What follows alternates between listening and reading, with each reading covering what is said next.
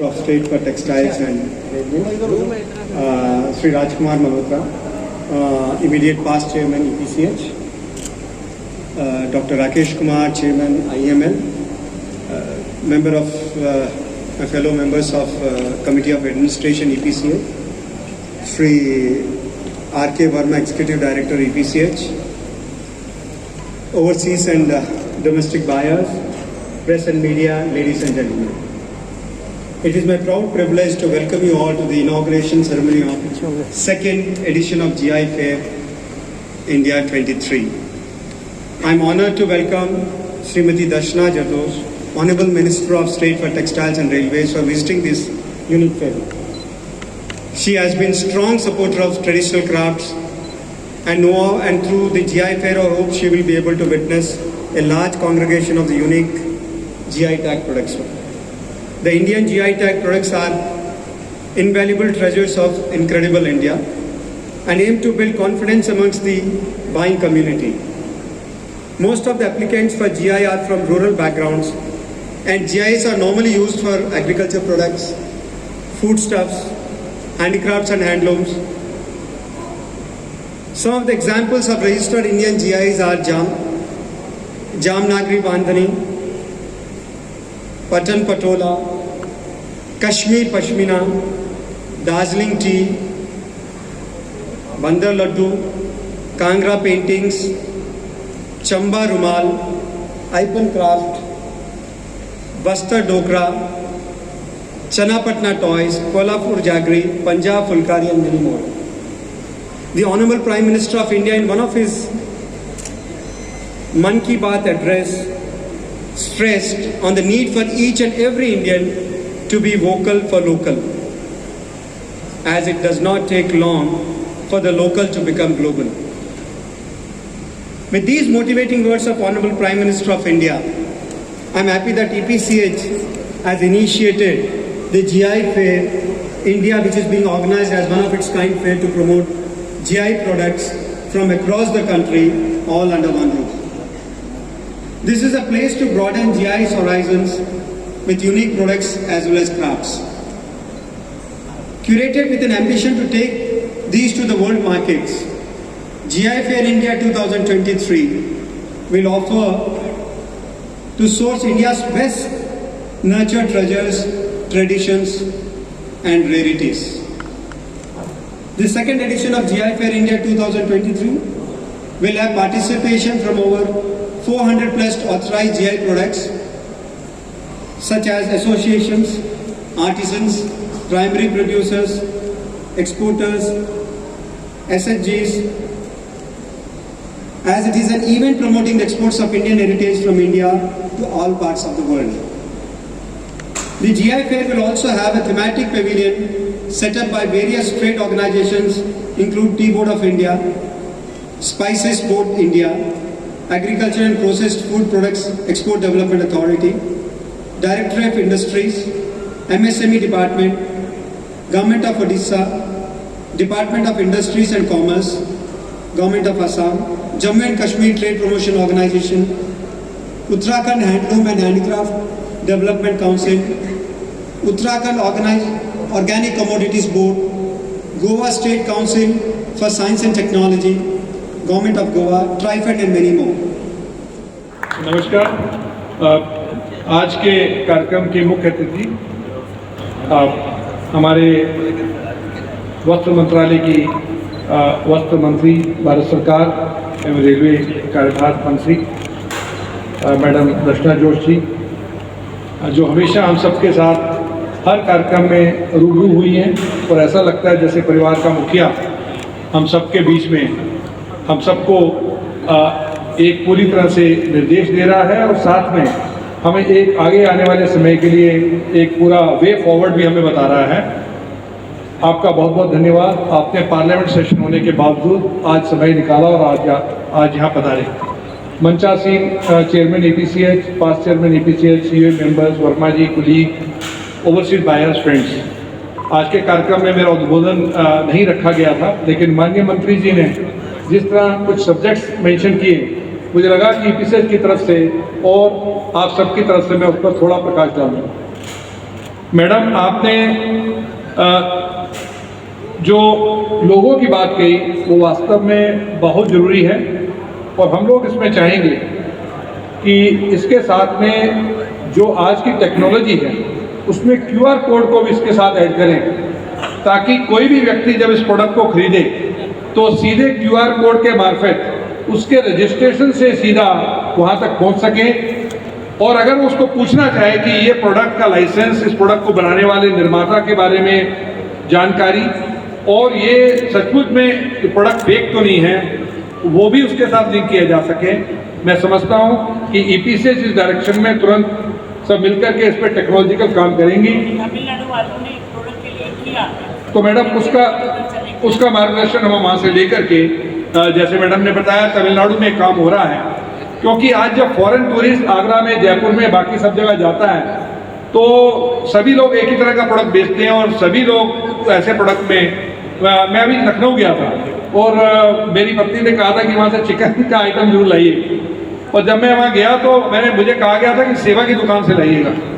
और जब मैं गया तो एक ही गली में 7 सेवा की दुकान थी। मैं जिसके यहाँ गया और जिससे लाया, और वास्तव में हैंडीक्राफ्ट का होने के बावजूद भी मैं ऐसी जगह से ले आया, उन्होंने कहा असली सेवा यही है। सेकंड में गया तो उसने भी कहा असली सेवा की यही है। बाद में मुझे पता लगा कि रुमा मजूमदार जी वाली सेवा जो है वो हजरतगंज में है, और अल्टीमेटली मैं 3 सेवा में जाने के बाद 4थी सेवा में पहुंचा। तो अगर ये QR कोड आता तो शायद ठीक रहता, और मुझे लगता है कि ये हमें बहुत आवश्यक है। अभी GI के बारे में हमें कहना चाहिए कि हमारे यशस्वी प्रधानमंत्री जी द्वारा GI पर जोर दे करके हिंदुस्तान की इस जो हमारी जो अपनी कला है उसके बारे में जोर दिया गया है। बाकी देशों में GI के बारे में वो बहुत पहले उन लोगों ने इसको पेटेंट कराना शुरू किया, और भारत ने पिछले वर्षों में इसे पेटेंट कराना जब शुरू किया तो मात्र 400 GI इसमें हैं। दूसरा, मैडम आपने ठीक कहा कि GI में हैंडीक्राफ्ट और हैंडलूम और क्राफ्ट से अतिरिक्त फूड प्रोडक्ट्स भी हैं, एग्रीकल्चर प्रोडक्ट्स भी हैं। हम अपनी इस बात को रखना चाहेंगे कि फेयर में जो वेल्डेक्टिव सेशन होगा उस जो 3 दिन बाद होना है, उसमें माननीय एग्रीकल्चर मिनिस्टर जो MOS एग्रीकल्चर हैं, हम उनको रिक्वेस्ट करेंगे और आपको भी हम निवेदन करेंगे कि आप हमारा मैसेज अगर उन तक पहुँचा सकें, हम आपके मार्फत भी एक उनको रिक्वेस्ट करेंगे कि वेल्डेक्ट्री में जो अवार्ड फंक्शन हमारा रहे उसमें एग्रीकल्चर के लोग आएँ। हालांकि आज यहाँ DPIT सेक्रेटरी को आना था, वो आज आए नहीं, मुझे लगता है वो आने वाले सैटरडे को या संडे को यहाँ रहेंगे। आपने जेम पोर्टल की बात बिल्कुल ठीक कही, कुछ लोग जेम पोर्टल पर हैं लेकिन सभी नहीं हैं। APCH आपको इस बात का आश्वासन देती है कि तीसरे GI फेयर से पहले, मैडम हम आपको इस बात का आश्वासन देते हैं कि तीसरे GI फेयर से पहले अभी तक के 400 के 400 GI प्रोडक्ट्स की रजिस्टर्ड कंपनी जो होंगी वो GI पोर्टल पर रहेंगी, और उनको हम जेम पोर्टल पर रहेंगी, उनको हम सभी को जेम पोर्टल पर लाने का आपसे वादा करते हैं। इसके साथ ही मार्केटिंग का यह प्रयास है। दूसरा GI है, लेकिन दूसरे GI में ही 160 ओवरसीज बायर यहाँ आए हैं, और उनके बीच में इस बात की चर्चा है कि वास्तव में GI भारत का जो एक अपना हम लोगों का प्रोडक्ट है, जो पेटेंट है, इसको हमें यहाँ से आगे प्रमोशन करना है। न्यू GI रजिस्टर किए जा रहे हैं, इस पर जगह जगह वर्कशॉप की जा रही है, इस पर जगह जगह अवेयरनेस प्रोग्राम हो रहे हैं, और जो चेन्नई में GI रजिस्ट्री है उन लोगों को भी हम यहाँ बुलाते हैं और यहाँ उनके साथ हम कॉन्फ्रेंस और सेमिनारियाँ करते हैं। अभी वर्मा जी है ना उसका प्रोग्राम, आए हुए, उन्होंने अपना यहाँ एक पूरा ऑफिस भी लगाया हुआ है, और GI रजिस्ट्री के लिए जो भी उन लोगों को लीगल एडवाइस चाहिए वो पूरी लीगल फ्रेमवर्क हम लोग उनको असिस्ट करते हैं, और मैं समझता हूँ कि आने वाले वर्षों में अधिक से अधिक GI जितने भी हमारे यहाँ हैं उनका हम यहाँ पर प्रयास करेंगे। इसके साथ ही मैं समझता हूँ कि GI हम लोगों की पहचान है, और हम वास्तव में EPCH में मात्र एक्सपोर्टर मैन्युफैक्चर के जरिए नहीं जुड़े, बल्कि ये एक हमारे लिए बड़ा सोर्सिंग प्लेटफॉर्म है, जिसके जरिए हम समझते हैं कि हम हिंदुस्तान का जो हमारे यशस्वी प्रधानमंत्री ने 5 ट्रिलियन इकोनॉमी की जो बात की है, वो हर क्षेत्र में कहीं ना कहीं कुछ ना कुछ कंट्रीब्यूशन देने से ही आगे बढ़ेगा। और ये कंट्रीब्यूशन ना केवल एक contribution in terms of rupees होगा या डॉलर होगा, बल्कि ये एक कंट्रीब्यूशन हमारे टर्म्स में हमारे जितने भी क्राफ्ट पर्सन हैं और हमारे आर्टिसंस हैं, हमारे वीवर्स हैं, हमारे एग्रीकल्चरिस्ट हैं, उनके लिए एक बड़ा योगदान साबित होगा। इसके साथ मैं आप सबको बहुत बहुत धन्यवाद करता हूँ और आगे धन्यवाद। GCH के नए चेयरमैन दिलीप भाई जी, जो पिछली बार में जब आई थी तो उनके स्टोर में गए थे, लेकिन ये बार चेयरमैन होकर आए हैं हमारे बीच में।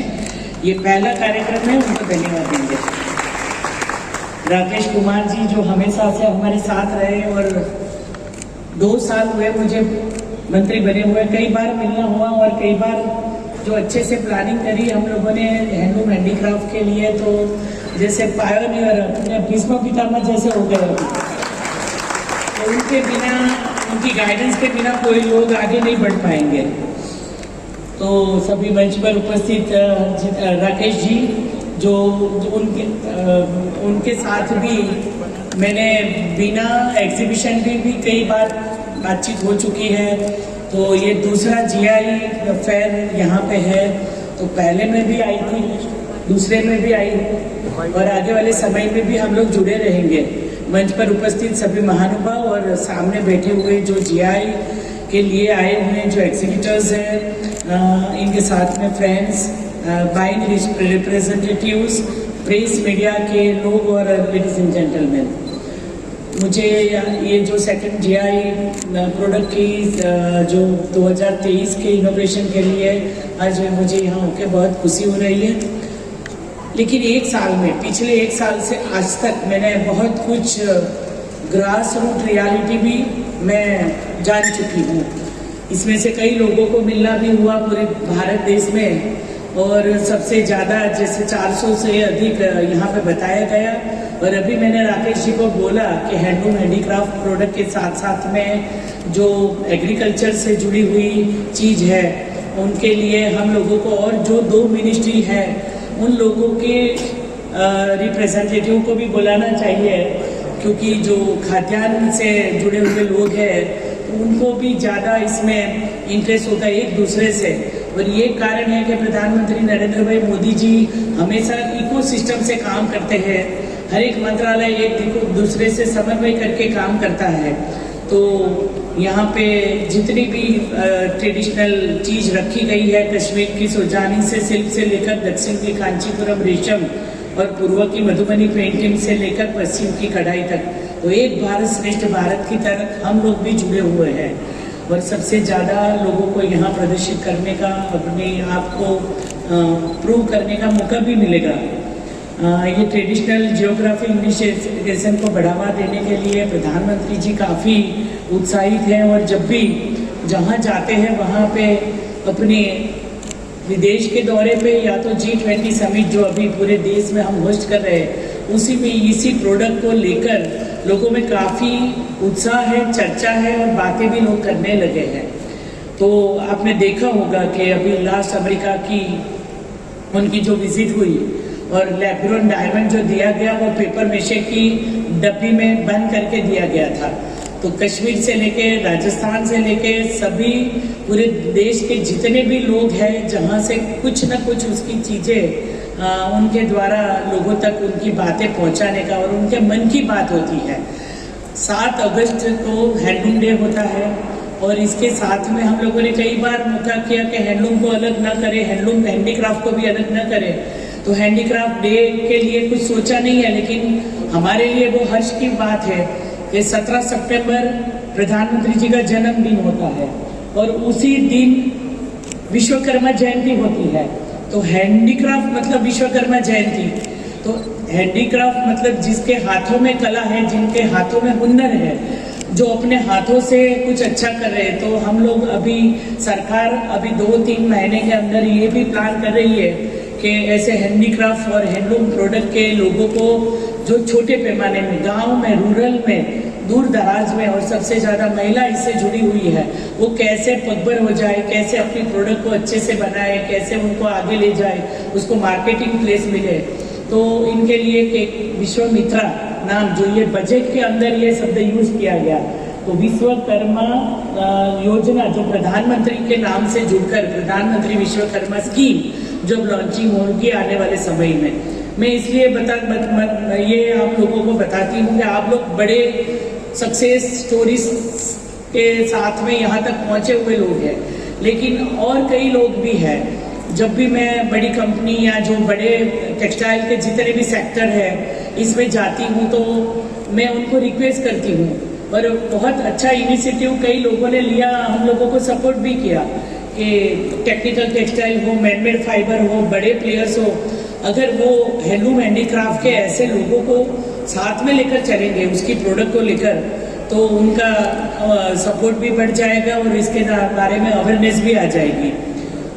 जैसे यूपी सरकार में हम लोग यहाँ पे बैठे हैं, 1 डिस्ट्रिक्ट 1 प्रोडक्ट ODOP का जो प्रपोजल लाए थे, और वो जो सक्सेस स्टोरी है सबको पता है, लेकिन उसको ध्यान में रखकर हम लोगों ने स्टेशन के ऊपर भी कर दिया। जैसे रेलवे स्टेशन से, मैं मिनिस्टर ऑफ टेक्सटाइल भी हूँ और रेलवेज भी हूँ, तो हम लोगों को हर एक स्टेशन के ऊपर 1 स्टेशन 1 प्रोडक्ट, जिसमें भी हैंडलूम हैंडीक्राफ्ट से जुड़े हुए लोगों को मौका मिलता है। और इसमें कोई रजिस्ट्रेशन की जरूरत नहीं है। पहले होता था कि अगर एक बार कॉन्ट्रैक्ट मिल गया तो 2-3 साल वही करते रहेंगे, लेकिन इसमें सबसे ज़्यादा महिला, नए एंटरप्रीनियर, नए यंगस्टर्स को मौका मिले, इसके लिए हम लोगों ने एक स्कीम ऐसी रखी है कि 15 दिन के अंदर उनको नए प्रोडक्ट, नए लोगों को ही इसमें चांस देना है। मतलब किसी को कंटिन्यू नहीं करना, हर 15 दिन के अंदर नए लोग वहाँ पे स्टेशन पर अपनी चीज़ें बिक्री करने के लिए आएंगे। मैं जहाँ जाती हूँ टेक्सटाइल के लिए भी गई, तो वहाँ मैंने देखा आज तक जितने भी टूरिस्ट प्लेस है अपने, वहाँ बहुत अच्छी स्टोरी रही हमारी सक्सेस स्टोरी। स्टेशन के ऊपर जोधपुर है, आगरा है,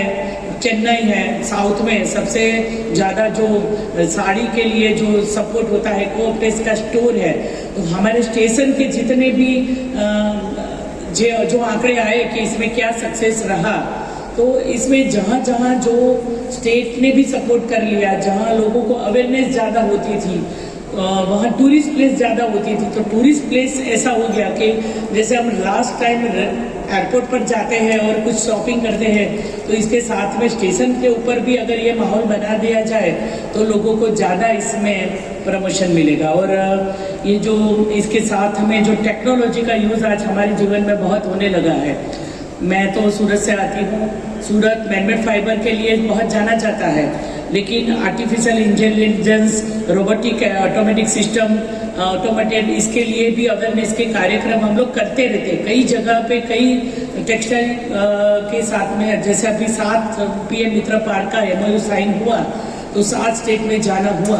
तो 7 स्टेट के अंदर वही बात निकल कर आई कि टेक्सटाइल मिनिस्ट्री अकेली जो है, इसमें जो स्कीम बनाई गई है इसमें बहुत सारे लोग हैं। तो silk, jute, handloom, handicraft, manmade fibre, technical textile, जैसे हम लोग यहाँ पे बैठे हैं देखते हैं कि ऐसे बड़े बड़े बिल्डिंग में अभी प्रगति मैदान पे हम लोगों का जो ITPO में बहुत बड़ा एग्जीबिशन सेंटर बनने जा रहा है। नए जो ऑडिटोरियम बनते हैं जिसमें साउंड इफेक्ट वगैरह जो होती है, इसमें भी टेक्निकल टेक्सटाइल का यूज़ ज़्यादा होता है। अभी हम लोगों ने 2-3 दिन पहले एक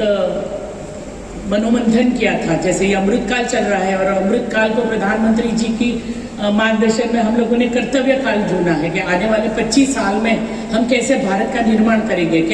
कैसे नए लोगों को कुछ गाइडेंस देंगे, जो अभी कर नहीं पाएंगे वो कभी नहीं कर पाएंगे। यही समय है, सही समय है। तो इसके लिए जो हमने अमृत मंथन निकाला था, इसमें ये बात आई कि नई जनरेशन सोशल मीडिया से या तो अपने अपने तरीके से जो गाइडेंस से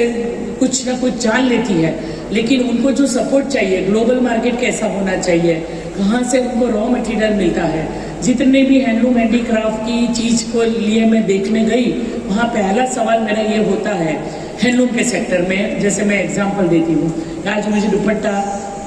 यहाँ दिया गया, राकेश जी ने बोला कि ये GI है, मैं मान लेती हूँ कि ये GI है, लेकिन मेरी फाइंडिंग्स कुछ आप लोगों से अलग है जो मैं बताना चाहती हूँ। ये जो सिल्क का दुपट्टा बना है वो सिल्क मटेरियल है। इसके लिए हम लोगों ने सिल्क मार्क तय किया है कि भाई इसके अंदर बटरफ्लाई वाला जो होता है वो मटेरियल सिल्क से, हैंडलूम से बना हुआ है।